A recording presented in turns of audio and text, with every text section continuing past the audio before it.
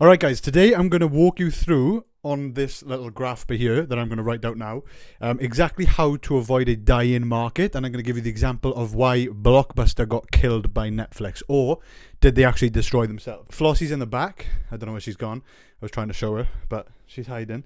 She's trying to come through. I was trying to pick her up, but she's way too big. But anyway, I'm going to set you down now and just walk you through exactly how this applies to you. Flossie's settled down a little bit now, so I'm going to be able to focus on this a bit more. This is for you if you're running a business online, if you're running a service business specifically, and even more specific, a coaching business. But this applies to all business, believe it or not, and it's going to save you a hell of a lot of time, money, just effort and pain if you try to start a business in a dying industry. Now, if you've ever watched Shark Tank, Dragon's Den, anything like that, you will have heard the question, what is the total addressable market? What is your TAM?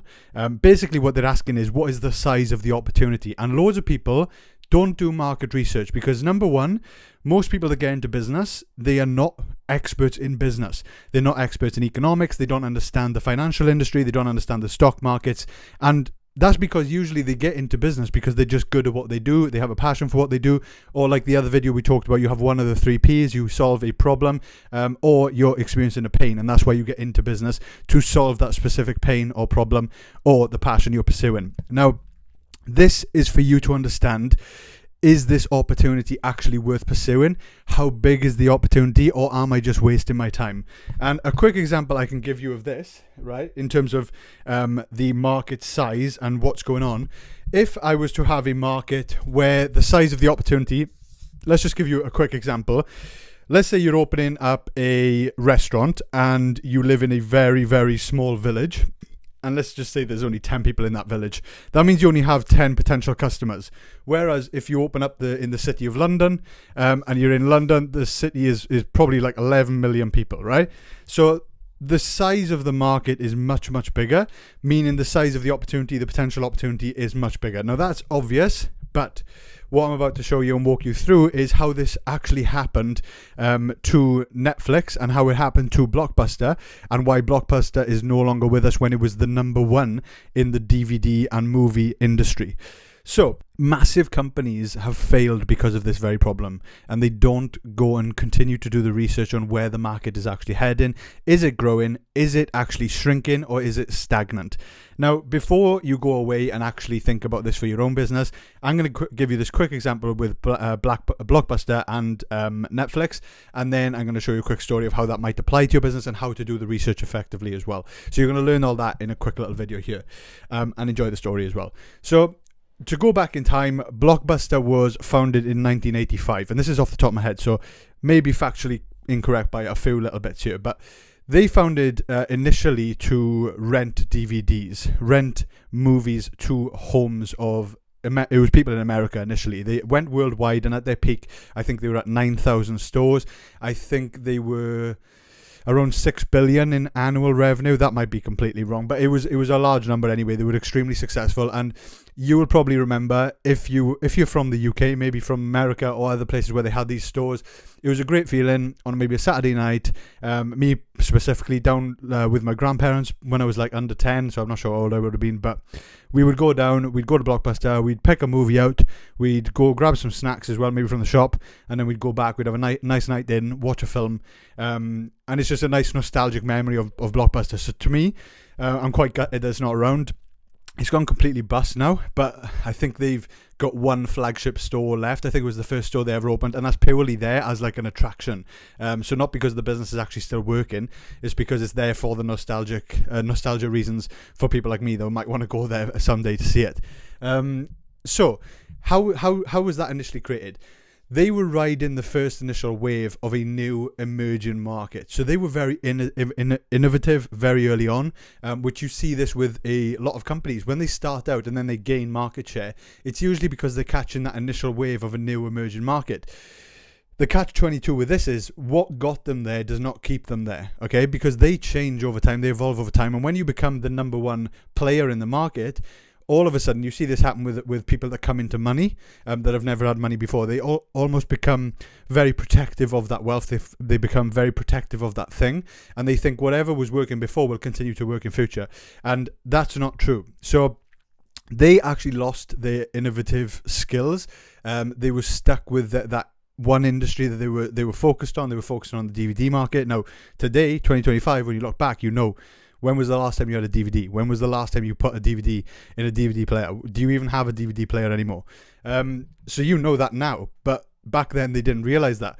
They rode the wave when this became mainstream, when DVDs was all we had, and that's what everyone used. And they were, like I said, absolutely dominant in that market space. Now, in the early 90s was when the internet started to really take off, and you've probably heard of the dot-com bubble bursting, because this is when people were really bullish and optimistic when it came down to everything to do with anything that had a .com at the end of its name in the 2000s.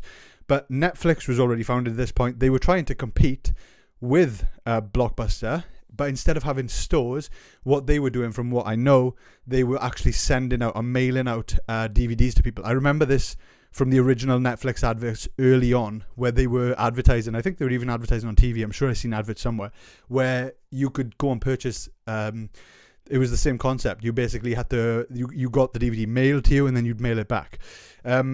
What they did was they pivoted to streaming services. The moment that you could get video on demand, or that was possible, they pivoted to that, and that became their model, as well as still doing the DVDs at the time. But before that happened, so that happened in 2007. So to go back to the year 2000, they were struggling financially massively. They weren't doing this video streaming stuff at the time. They were still just trying to compete. So it was a perfect like for like in terms of Blockbuster. Blockbuster was the main player. They managed to get a meeting with Blockbuster. So imagine this now. Blockbuster is the absolute giant. You're a nobody, and you're trying to compete with this absolute giant. You're struggling financially, and you go to them and you say, listen, just take me out of the market, buy my company. We can't do this anymore. We can't compete with you. And the price tag was $50 million for Netflix at the time. So Blockbuster had the opportunity to buy Netflix at the time in the year 2000. They turned it down. They actually laughed them out of the office as well. 4 years later, Blockbuster hit its peak, so it continued to grow. So short term, seemed like a good decision, right? They probably didn't even think about it after that. They probably didn't even think about it for years after that. But what happened was, they peaked, the market size peaked for DVDs, and it slowly started to shrink. It was stagnant, and then it started to shrink. And why? Because this new innovation coming out, this new technology, that they were in this arrogant mindset of, they were on top of the hill. You know, they'd conquered it for so long. Why would they change, basically? And that's what happens to companies that don't change. They lose that innovative skill that got them there in the first place, because they're so protective of what they've already got, and maybe they don't see it, maybe they don't believe in it, maybe they don't want to believe in it, or maybe they're just trying to reap the rewards as much as they possibly can, take as much profit as they possibly can, not reinvest that into R&D and developing new things or pursuing new ideas. But anyway, they decided to not take Netflix. Flossie's kicking about. She's moving underneath. So Netflix, what did they do? 2007, they made that pivot to the streaming service, and the rest is history. I don't need to go on to explain what happened there, but the world is the way it is today in 2025. You don't use DVDs at all anymore. It's absolutely worthless. Blockbuster actually went bankrupt 3 years after that in 2007. They went bankrupt in 2010. So it didn't take time. It didn't take long. The market was starting to shrink, and it collapsed, and it was non-existent. It went to absolutely zero. And Netflix continued to grow, innovate, and it's continued to innovate into what it is today. It's an absolute behemoth. I think it's worth $250 billion at this point. So absolutely crazy. But that is just an example, right? So to explain that to you today as the business owner, what does this story give you? It shows you that you can only grow so much in a small market. And when it's shrinking, even if you stay the same, you continue to do what you're doing, your business is going to actually shrink. It's going to lose out. It's the equivalent of trying to run up an escalator that is literally going down. It's going to be extremely hard. That's basically what's happening. Business is hard enough already, so don't make it harder for yourself by going into a shrinking market. Even a stagnant market is not a positive sign. So I would only go for markets that are predicted to grow. And there's an easy way of you doing that. You simply need to look at a market I would go back over the last 10 to 15 years and compare that to today, and then compare that to the next 2 to 3 years. And the easiest way to do this, AI, Chat GPT. Simply go onto their deep research model, whatever the industry is that you're in. I got extremely lucky. When I joined the fitness industry in 2016. There was 3 industries that I was unaware, because I was literally 17 at the time, selling ebooks online, started off like that, documented my journey. Had no idea about all this stuff. Even though I actually had an A-level in economics, this wasn't something that I understood fully from a business perspective. I was just doing it because of the passion that led me there. I was documenting my journey. I was joining 3 markets that were absolutely booming and were predicted to boom, and I had no idea. If I look back 10 years from today, 2025 to 2015, the comparisons are absolutely unreal. If I quickly just bring up the comparisons in the 3 industries, right? So I was basically part of 3 different industries. The facts are this. Coaching industry. In 2025, it was 2.5 billion in revenue. In 2024 to 2025, it was 6.25 billion, right? That's basically 2.5 times. Social media users in 2025, about just over 2 billion. 2024 to 2025, 5.24 billion. Fitness industry, 2010, it was about 45 to 60 billion estimated. In 2024 to 2025, 257 billion, okay? That's what, like 5 times? It's just crazy growth in terms of the overall market size. So the way I can explain it, let's just say you have, and I hate when people do this on Dragon's Den, because they always say, if I can just get 1% of the market, if I can get 1%, that's like just a poor attitude. So, because the reality is you probably haven't got a good strategy. You're looking at the total market and you're like, right, if I could just have 1%, that's still a lot of money. You need to have something different to just really take a chunk of the market. So let's just say 10%, right? So this is the size of the market. So let's just say you have this chunk here, you've got 10%, and let's just say the total is 100,000, just for easy math, and you take 10%. 10% of that market, you're going to get 10 grand, yeah? Just easy numbers here. But if you compare this to an absolute massive chunk of an industry, and it's predicted to grow, and you still only have 10% market share, right? Just by default, you haven't done anything differently. You've just been in a market that is growing. Now, all of a sudden, let's just say that's worth $1 million, yeah? And it's grown 10 times. Then this is also going to grow 10 times. I don't think you can even see that. But that would then become 100,000. Which was originally the total market size here. So that's how crazy market size is and how important it actually is. So for those of you watching this that are coaches, you'll be glad to know that the coaching industry is still predicted to continue to grow. So you've got nothing to worry about there. But I would go deeper than that. I would go more specific to your niche as well. So if you help guitar players get better in guitar, is that industry predicted to grow? Are more people still getting into playing guitar? You need to find this information out. For example, people working 9 to 5. If your target demographic is people going to the office and working 9 to 5, is that industry growing? It's not.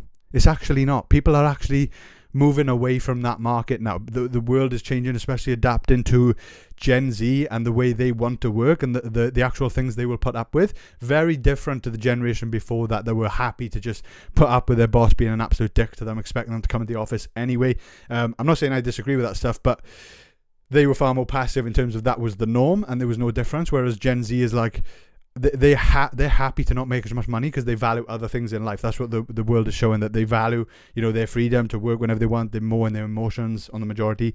Anyway, we won't get into all that stuff because that gets political. But I would just use AI. I'm telling you, be lazy. You can do this in 5 minutes. All you need to do is go to ChatGPT, prompt it well, just explain your circumstances. It should probably know your business if you've been working with ChatGPT or AI, any model that you're using. Explain exactly what it is you're doing, what your target demographic is, what your target audience is.